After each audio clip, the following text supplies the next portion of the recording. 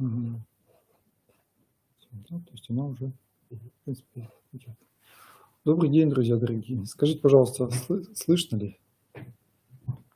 Как звук, изображение?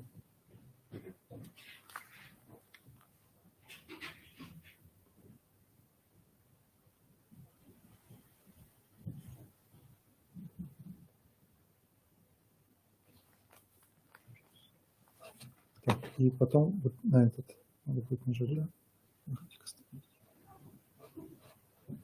Мгм, хорошо.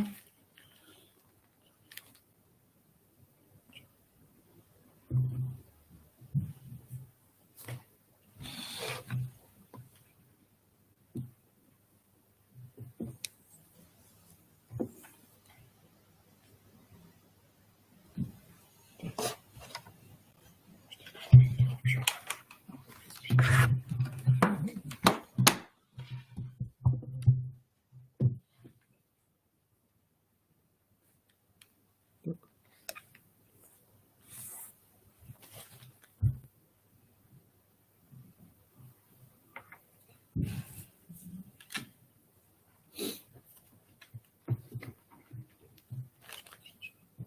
Мгм.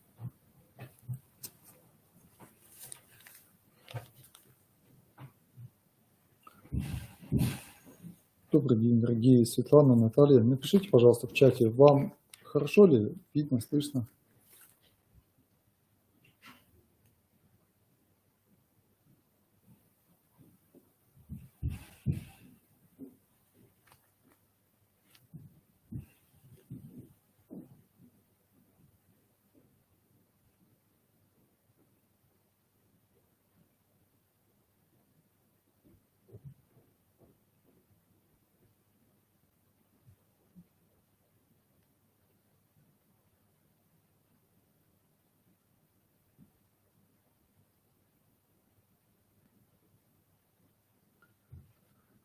Пару минут еще подождем до начала.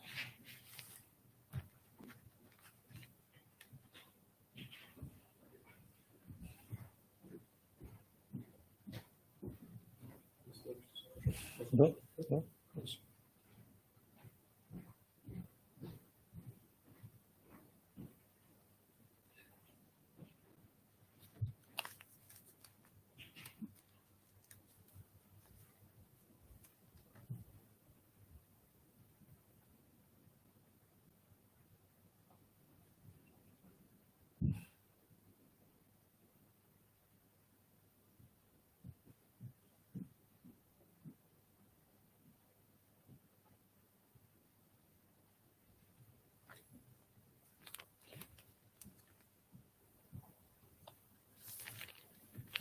Давайте тогда мы начнем сегодня нашу с вами беседу. Мгм.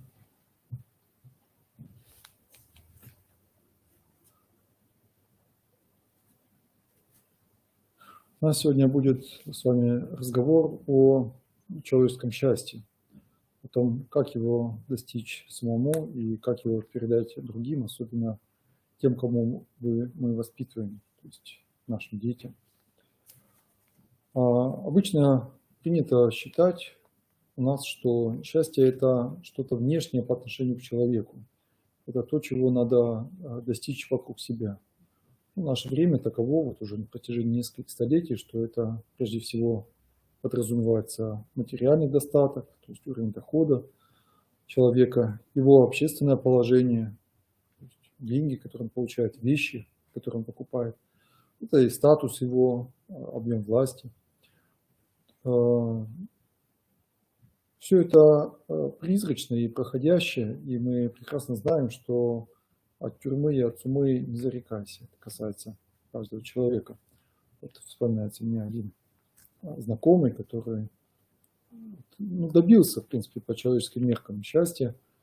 Вот у него была семья, 2 сыновей, успешный бизнес. Вот. А потом так получилось неожиданно, что он лишился всего этого и попал в тюрьму. И он все ждал, когда же разберутся, его выпустят. Потом, когда он понял, что это неотвратимо, он стал ждать, пока выпустят по досрочному освобождению, и этого тоже не получалось. И в итоге он весь срок отбыл до конца, без остатка, 8 лет. Вот. И он пришел ко Христу. То есть он понял, что счастье человеческое, вот то, которое он понимал, как большинство из нас понимают, вот, в таком внешнем благополучии, это счастье очень мимолетное. А настоящее находится совсем в другом. Находится в соединении с Богом, в пришествии ко Христу. И он, конечно, в заключение молился, думал, читал, беседовал с людьми, такой думающий человек, духовно думающий. И ему открылся Христос. Он до сих пор с трудом может описать, что это было, сон или явь, но как бы это ни было, вот Господь ему открылся, призвал к себе, хотя до этого он относился к церкви очень иронично, так, пренебрежительно. Вот. И он стал искать Бога. Стал искать Бога. И вот мы сегодня с вами будем говорить как раз об этом счастье. О счастье, когда человек ищет Бога. Многие из нас слышали о том, что существуют заповеди Божьи, которые помогают нам прийти к Богу. Но немногие из нас, конечно, знают их хорошенько и тем более исполняют. В основном, говоря о заповедях Божьих, мы вспоминаем некие запреты. Запреты, они действительно тоже были даны, как заповеди Божьи. Это было в Ветхом Завете еще за 1000 лет до Рождества Христова. Они немножко похожи на заповеди Уголовного кодекса. То есть они запрещают убивать, воровать, прелюбодействовать, лгать, завидовать, велят с почтением относиться к родителям, ну и с почтением относиться к Богу. Я Господь Бог твой, не должно быть у тебя других богов, кроме меня. Не сотвори себе кумира, не произноси имя Господа Бога твоего напрасно. День 7 посвящай Богу и так далее. Эти заповеди, они имеют вполне четкие конкретные границы, то есть, в принципе, человек может сказать, что да, вот я, допустим, физически никого не убивал. Однако, когда пришел на землю Спаситель Иисус Христос, то есть пришел для того, чтобы людей спасти, избавить от этого самого проклятия, избавить от греха, избавить от смерти, то Он дает нам совсем другой подход к заповеди. Он провозглашает так называемые заповеди блаженства, о которых мы сегодня с вами будем говорить. Что такое блаженство? Блаженство – это счастье человеческое, но это даже больше, чем счастье. Это, во-первых, внутреннее состояние сердца, которое уже не зависит от переменчивых наших обстоятельств. Оно с тобой, если ты его приобрел, а приобретать его надо не раз и не два, его надо приобретать всего каждый день, оно будет с тобой, болен ты или здоров, беден ты или богат, много у тебя детей, большая ли семья, или ты остался один. Это блаженство, оно с тобой будет всегда. Его невозможно у человека отнять.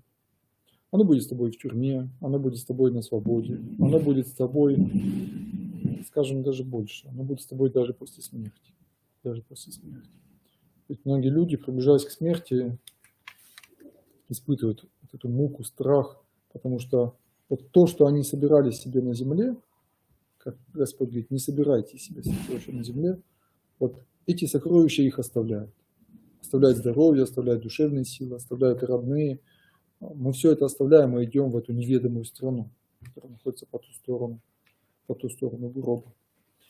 А вот эти заповеди, они открывают нам путь в эту страну. И когда мы весной с вами поздравляем друг друга с праздником Пасхи, то мы с радостью возглашаем «Христос воскрес». Во Христе нам открылась вот эта новая реальность, новая жизнь, воскресение телесное и вот то состояние человеческой души, которое было задумано Богом при сотворении человека. Мы потеряли его от Адама и Евы, но потенциально оно в нас вложено. Вот Христос, Он показывает нам это блаженство души. Когда человек это понял, сейчас я буду уже рассказывать о самих заповедях, когда человек это понял, он будет искать каждый день, будет действительно по этим заповедям жить. И в целом его состояние души иногда будет чуть печальным, иногда таким более радостным, но в целом оно будет спокойным. Оно будет таким твердым, потому что оно, повторимся, да, оно строится не на материальном, а строится на ощущении близости Бога. Но временами, в отдельные моменты, особенно там памятные, Господь дает вкусить, то есть почувствовать на вкус вот силу этих заповедей блаженств в полной мере. Вот тогда мы можем сказать, да, это воскресение нашей души, это победа над смертью, это сильнее всего вообще, что только есть на земле. Никакая любовь плотская, она не может с этим сравниться. Это действительно блаженство. Вот это и есть настоящее человеческое счастье. В чем же состоят эти заповеди блаженства? Давайте прочитаем их полностью, как они звучат.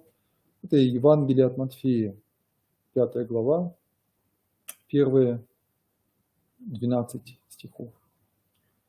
Увидев народ, он зашел на гору, и когда сел, приступили к нему ученики его, и он, отверши уста свои, учил их, говоря: блаженны нищие духом, ибо их есть Царство Небесное. Блаженны плачущие, ибо они утешатся. Блаженны кроткие, ибо они наследуют землю.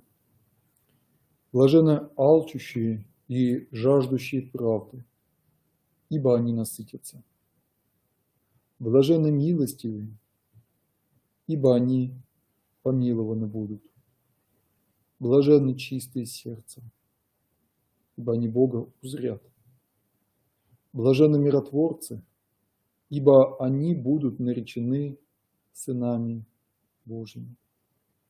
Блаженны изгнанные за правду, ибо их есть Царство Небесное. Блаженны вы, когда будут поносить вас и гнать, и всячески неправедно злословить за меня. Радуйтесь и веселитесь, ибо велика ваша награда на небесах. Так гнали и пророков, бывших прежде вас. Вот эти заповеди, их можно назвать эссенцией, можно назвать сердцевиной всего нравственного учения Христова. Они не имеют границ, в отличие от заповедей ветхозаветных. То есть ни один человек не может сказать, что он их исполнил в полной мере, потому что они бесконечны. По сути дела, они ведут человека к любви, настоящей, бесконечной любви, которая уже не разделяет людей на своих и чужих, и которая, разумеется, ведет человека к его Создателю. Вот эти заповеди, они вводят человека в вечную жизнь, да? Они заключаются таким обещанием: радуйтесь, веселитесь, ибо велика ваша награда на небесах.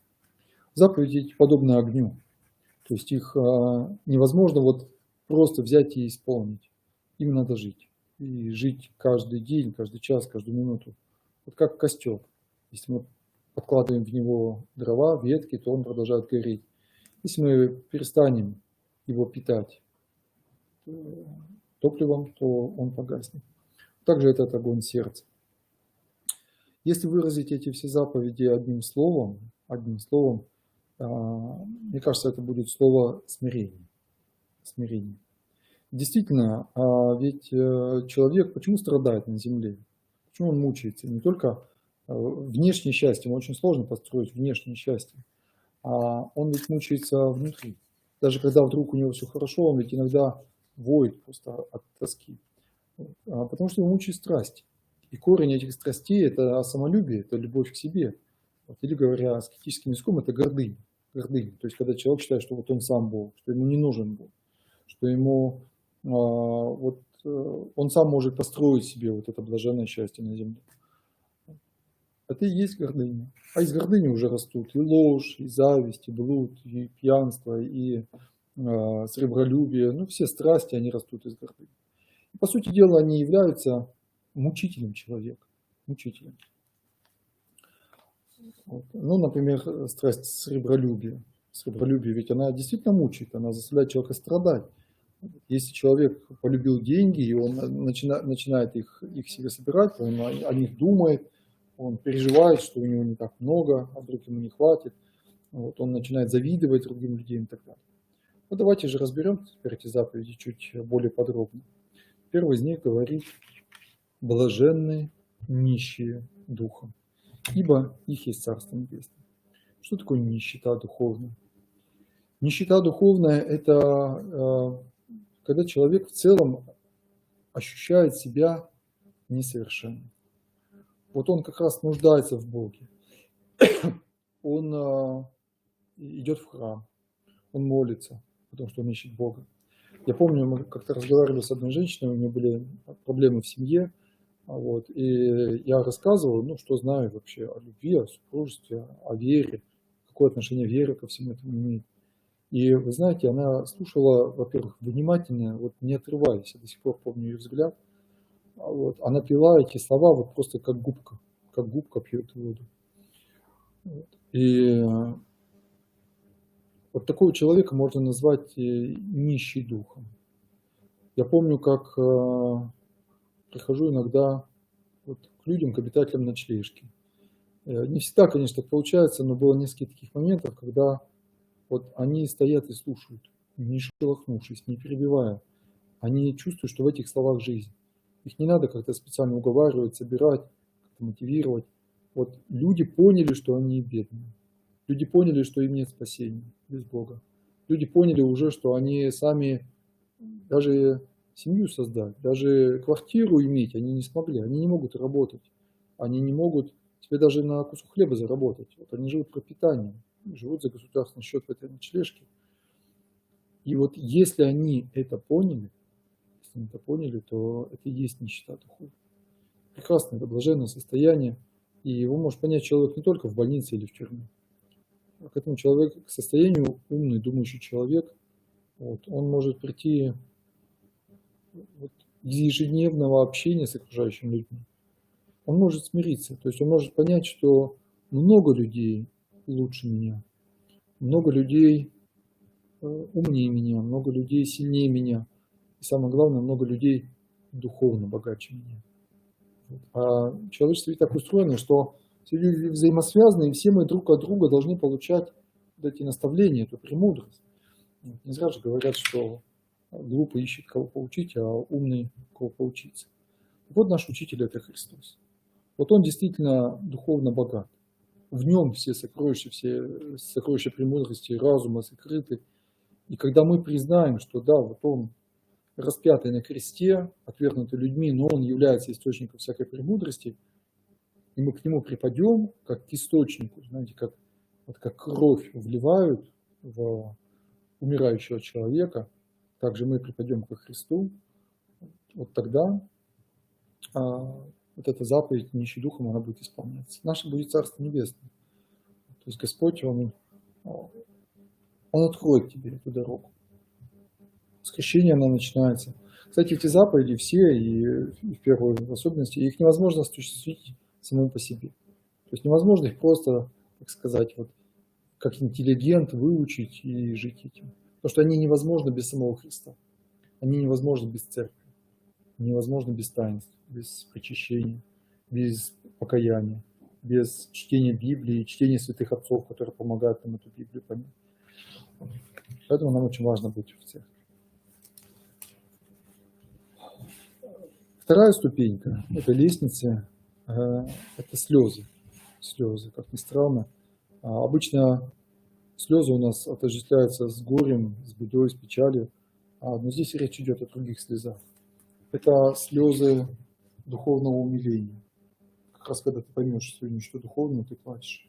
Это слезы печали по Богу. Знаете, вот как ребенок потерял в аэропорту, например, или в большой толпе людей свою маму, вот маленький ребеночек, вот он сел и плачет, потому что плохо без родителей. Или попав в детский дом, он понимает, что родителей нет, он их лишился навсегда, и он каждый день плачет, он ищет. Вот мы так должны плакать о Боге. Мы так должны плакать о своих грехах, потому что мы ведь его потеряли. Бог вездесущ, Он близок к нам, мы могли бы быть с Ним, но по своей гордости мы сами от Него отворачиваемся.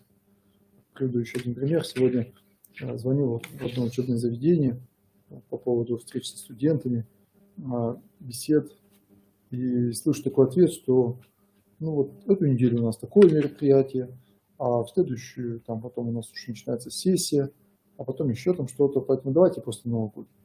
Правда, легко спрогнозировать, что будет после Нового года, потому что это не первый раз. После Нового года будет еще одно мероприятие, еще, и так далее. И пролетит еще один учебный год, и мы и так в этом очень важном учебном заведении. Боюсь, что не повстречаемся. Ну вот, то есть нет этой жажды, нет жажды Бога.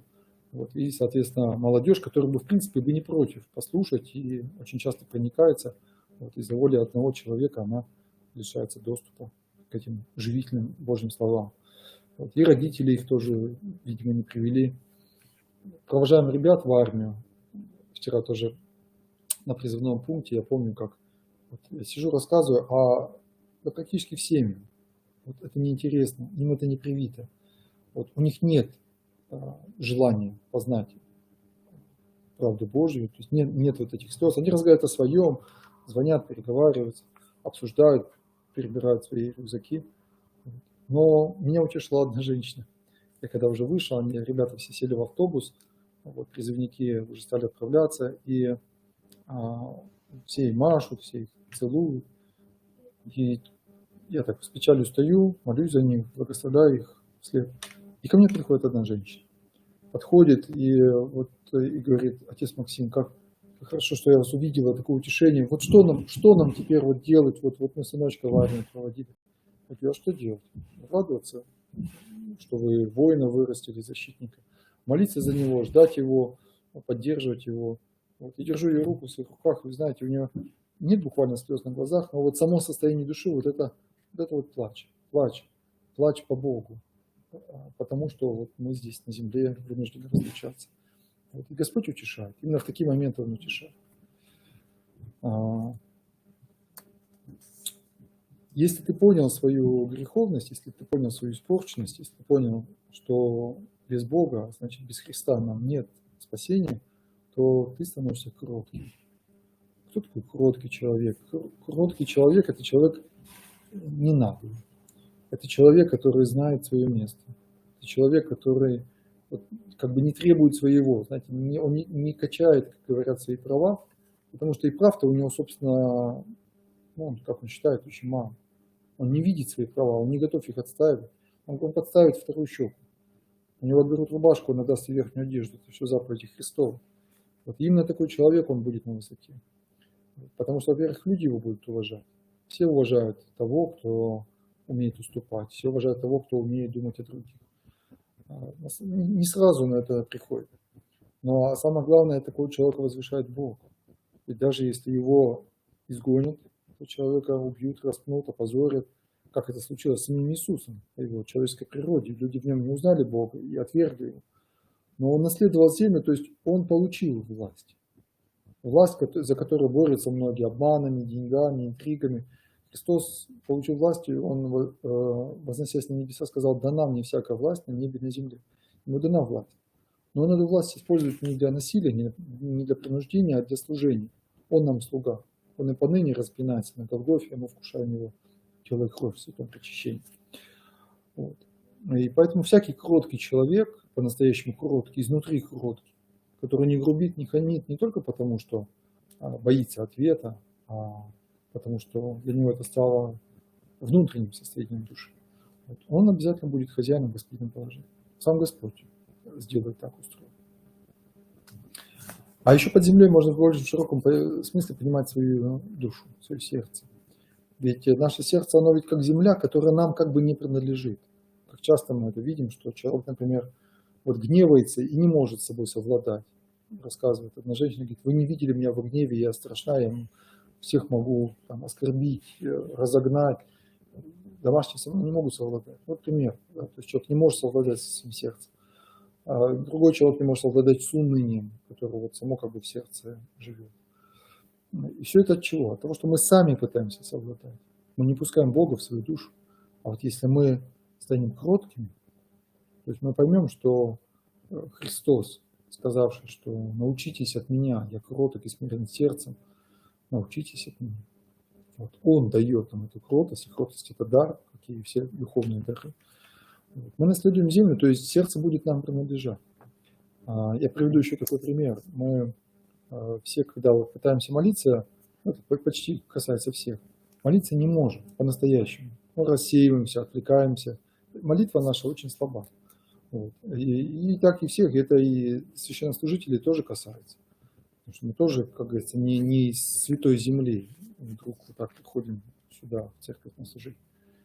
И вот у нас как-то была беседа перед службой, и одна женщина читала выдержку из святых отцов. Я хотел что-то вставить, пояснить, прокомментировать. Она так грубовато сделала замечание, мол, можно я дочитаю? И я как бы уступил ей, думаю, да, дочитайте. Хотел обидеться, хотел внутри себя как-то возмутиться, думал, как бы вот ей как бы ответить. А потом думаю, нет, на самом деле, почему я буду сейчас доказывать свое положение? Подумаю-ка я лучше о своих грехах. Я ведь на самом деле много не понимаю, мне полезнее послушать, нежели говорить. Вот. И в этом я грешный, виноват, и в этом, да и вообще человек старше меня. И вот так вот, знаете, я начал перечислять мысленно свои недостатки, и вот удивительное дело, на душе как будто такой теплый цветок распустился. Вот как будто мое сердце, оно стало землей, которая мне принадлежит. Вот оно наполнилось вот такой настоящей божественной благодатью. И служба прошла просто на одном дыхании. Все слова я понимал, я не отвлекался, я вот весь был сосредоточен в службе, я наслаждался службой буквально каждой стихиры, которую мы пропели. А стоило лишь только себя укорить. Поэтому один из святых отцов, когда его спросили, ученики, братья, то есть, что ты самого драгоценного нашел для себя? Он говорит, это укорять себя. Это укорять себя. Одной девушке я тоже говорю, которая никак не может наладить отношения с другим человеком, я говорю, а ты укоряй себя. Укоряй. Вот упрекай себя в тех недостатках. Не грызи, это немножко другое. А кайся. Кайся. И вот увидишь, как тебе будет легко, свободно и хорошо. Следующая заповедь блаженства говорит, блаженны алчущие и жаждущие правды, ибо они насытятся. Вообще, это такая великая сила, сила правды. Я уже много раз рассказывал пример, как одна девушка, она только лишь начав говорить правду, она из самой сложной экономической ситуации вышла, вернула к себе детей и решила там кучу других проблем. Но вот надо научиться так, чтобы правда была во всей нашей жизни, чтобы мы действительно и не воровали, и не оскорбляли, и не лгали, и не лукавили. Говорили то, что есть. Это вот настолько элементарно, настолько просто для человека, и даже просто иногда удивляешься, потому что слышишь, как кто-то кому-то советует, допустим, ну мы сейчас соврем, и скажи вот так. А может быть мы придумаем вот это, и думаешь, а зачем же люди лишают себя радости жить по правде? Как они потом будут смотреть в глаза другим людям? Ведь ты можешь смотреть прямо, честно, открыто в глаза, только если ты говоришь правду, когда тебе не стыдно, иначе ты будешь двоиться. Поэтому очень важно жить по правде и говорить правду, даже в мелочах. Но в этой заповеди есть еще более глубокое измерение. Правда Божия, не человеческая, состоит в том, что тот, кто сильнее, тот должен брать на себя больше ответственности. Поэтому Христос, будучи безгрешным, будучи совершенным, Он страдает за нас. По нашим человеческим рассуждениям Он должен был быть царем земным, Он должен был быть окружен деньгами, удовольствиями, почетом, славой. Но вместо этого Он распят на кресте. И в этом Божья воля. Христос исполняет Божью волю.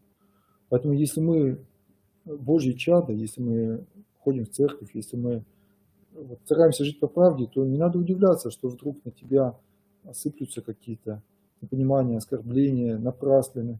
Это естественный процесс. Бог на тебя возлагает тяготы этого мира. Апостол Павел заповедует, что друг друга тяготы носите, то есть недостатки друг друга терпите.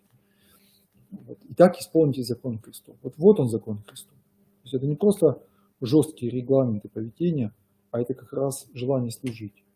И ты врагов-то любишь. Почему? Потому что ты желаешь им спасения. Понимаешь, что отвечая злом на зло, ты только приумножаешь зло. Ты никак не можешь исцелить другого человека от зла. Зло ведь это болезнь. Отвечая на зло добром, ты можешь его исцелить. Он может увидеть в тебе это. В скольких святых житиях мы читаем, что люди гнали человека, избивали его, отвергали его проповедь. А потом иногда даже уже после его смерти говорили, посмотрите-ка, ведь он ничего нам плохого не сделал. Так было со Стефаном Первенским, так было с апостолом Матфеем, который мы вчера вспоминали. Блаженны милостивые, ибо они будут помилованы. Они помилованы будут. Что такое милостивый человек? А милостивый человек — это вот как раз который всех жалеет, который всем спешит на помощь, который делает добро не по принципу родства, не по принципу взаимности, а по принципу нуждаемости человека. Если человеку плохо, я должен ему помочь из жалости, сострадания, потому что мы все больные. Мы все перед Богом осуждены на страдания и смерть. И поэтому помочь человеку, вот открыть ему свое сердце, это великий дар, это великая радость. Милости не бывает духовной. Это сказать правильное слово, поддержать, выслушать, наставить на путь правильный, отговорить от греха, отговорить от аборта. Вот. Иногда и обличить, иногда и указать человеку на его ошибку. Это простить своих врагов. Вот это вот все та милость, за которую мы получаем помилование. Помню, как одна девушка увидела письмо ВКонтакте, выложенное с просьбой от заключенной женщины, и она вот прям быстро собралась, пошла, все купила, в этот же вечер отправила и говорит, я получила такую радость. Я всегда к этим людям относилась с пренебрежением. Я сама участвовала в этой правоохранительной системе, и я считала, что они недостойны помощи. А вот тут даже не знаю, что меня коснулось, но я почувствовал, что такое настоящая духовная радость. Ну вот, это значит, это Господь ей открыл, потому что она помиловала через это письмо, через эту жертву незнакомого человека, и Господь дал ей милость свою. Блаженны чистые сердцем, говорит следующая заповедь, ибо они Бога узрят. Грехи наши ведь состоят не только в том, что мы непосредственно сделали и сказали, они начинаются в сердце. В сердце живет лукавство, в сердце живет суета, в сердце живет прелюбодеяние, в сердце живет злоба. И если человек очистит сердце, он будет видеть Бога. Сердце очищается постом и молитвой, и этой праведной жизнью, смирением, заповедью Христовым. Самая трудная победа – это вот как раз победить свою гордыню, потому что наше сердце, оно как на столбе, все построено на гордыне. Поэтому радуйся, когда тебя будут поносить и гнать. Вот сейчас мы об этом еще скажем. Блаженны миротворцы, ибо они будут наречены сынами Божьими. Вот, исполняя эти заповеди, живя по этим заповедям, человек приобретает в себе мир, смирение. Как говорит преподобный Серафим, что стяжи дух мира, вокруг тебя спасутся тысячи. И этот мир начинает вокруг него распространяться. Иногда это видно через общение, иногда это не видно через молитву или просто через пример человека, иногда даже через его лицо, через его голос. И человек в мире становится как бы представителем самого Бога. Они будут наречены сынами Божьими. Всех святых в переносном, широком смысле можно назвать сынами Божьими, но прежде всего это сам Иисус Христос. Он в высшем смысле Сын Божий и по божественной природе, и по человеческой. И Он есть миротворец, потому что когда Он родился, ангелы на небесах запели «Слава Вышний Богу, на земле мир, человек благоволил». Вот в церкви, в покаянии для человека наступает этот святой божественный мир. Блаженны изгнаны за правду, ибо их есть Царство Небесное, говорит Господь. Да, правда в нашем мире такова, что за нее не только хвалят, но и рождают за нее, даже чаще, пожалуй, изгоняют, оскорбляют человека. И на это надо быть настроенным, что всякий делающий правду, он, как говорит апостол, все хотящие жить благочестиво в Христе Иисусе гонимы будут.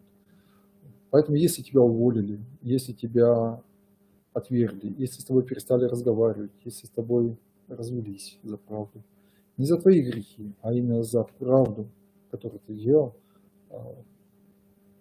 и ты это удерживаешь, переносишь, и ты не отказываешься от этой правды, ты блажен, потому что ты участник Царства Небесного. Царство Небесное – это Царство правды. Всякая ложь от дьявола. Последняя заповедь говорит: блаженны вы, когда будут поносить вас и гнать, и всячески неправильно злословить за меня, то есть за Христа. Да, самые жестокие, самые кровопролитные войны – это войны религиозные. Это когда идет битва за веру.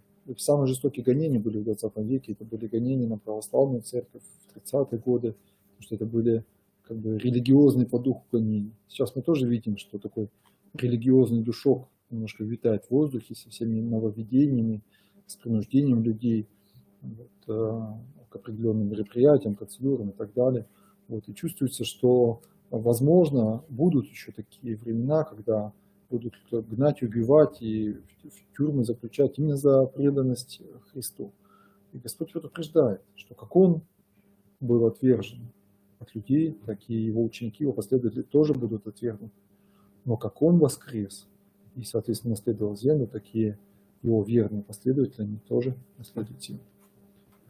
Ну и завершается эта лестница блаженства словами, воодушевляющими: радуйтесь и веселитесь, ибо велика ваша награда на небесах. Блажен, счастлив тот человек, который вот в определенном смысле, как говорят святые отцы, разочаровался в земных сокровищах. Вот он уже понял, что они человека не спасают. Он уже понял, что богатство не делает человека богаче. Он уже понял, что самые главные вещи – это не вещи. И он начинает искать вот этого небесного сокровища. Оно вливается по временам в его сердце, он ощущает его, он наслаждается им. Он понимает, что оно вполне воссияет там, после страшного суда, вот, когда он будет поставлен по правую руку от Господа. И мне хочется призвать всех к этому. И мне хочется призвать всех, тех, кто воспитывает своих детей, родителей, учителей, воспитателей, вкладывайте детям это. Не бойтесь им об этом говорить. Не бойтесь им сказать вот эту правду духовную, что счастье не на земле, что счастье в Боге, потому что вы их тогда направите к счастью.